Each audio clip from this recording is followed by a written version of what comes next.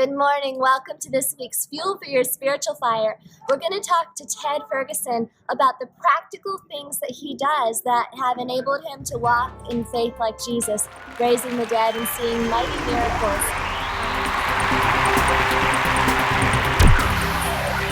So Ted, when you're praying for somebody, do you pray ahead of time before you pray out loud? God, show me how to pray, or let the devil be bound so I can pray effectively? How do you go into a time of praying for a mighty miracle? It's simple. It's just a continuous conversation that you have with the Lord.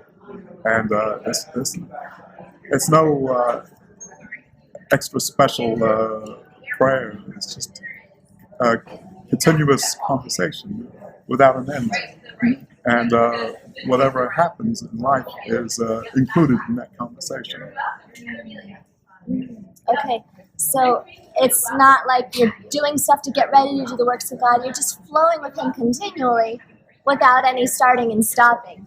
It's not like, oh, it's time to pray. I need to quick get ready. God help me. It's just part of your lifestyle. Yes, because we could never get ready because we're not good enough to get ready.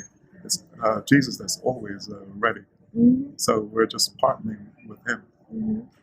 Did you develop this habit of continual communion with God through a focused, disciplined effort of mind? Like, oh, I forgot about God, I'm going to remember Him and pray now. Or how did you develop that? It's growing up with it, with Jesus being a part of your life, of your family life. It's seamless. It has no beginning and end. It's growing in a family that believes in God. Mm. Did you ever have a time when you felt like you were forgetting God, or you were focusing on other things? There was a time that I was a bit confused if God was real, if the Bible was just a story, and I just asked Him, and He answered. Showed up and He answered. How did He show up and answer? Was this a vision? It was a vision, and it was like I was in the place of the Apostle John on the Isle of Patmos, and I saw the Lord, and He says, "I am the beginning and the end, the Alpha and the Omega. I carry with me the keys of death and hell and the grave." And His hair was like whiter than white, and His eyes were like coals of fire, and His voice sounded like the sounds of many waters. Wow. So I fell on His face as if I was dead, and it's like every atom was about to depart in different directions.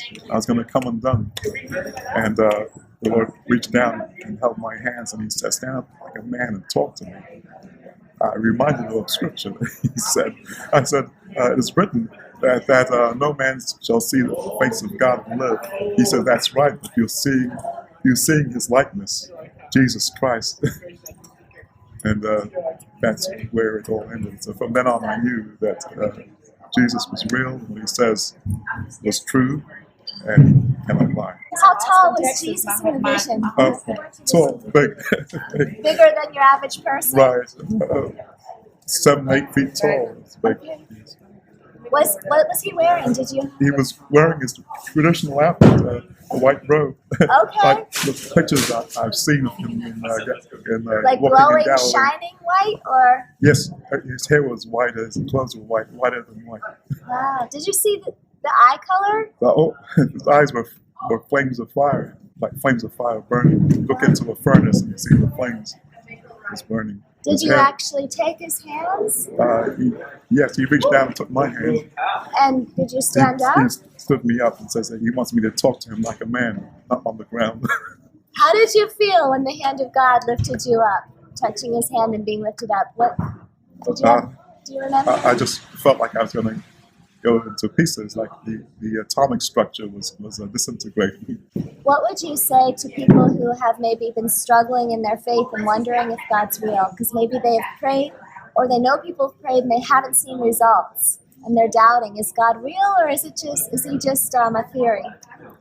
It's to ask Him to explain, to show to reveal himself, and he will. Thank you. I hope that blesses you today and fuels your spiritual fire. I know I'm really encouraged in my faith.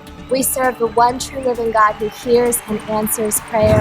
And if we ask him, he will reveal himself to us. God bless you. I'll see you next week. We'll talk about some practical things that Ted does to maintain a lifestyle of faith like this.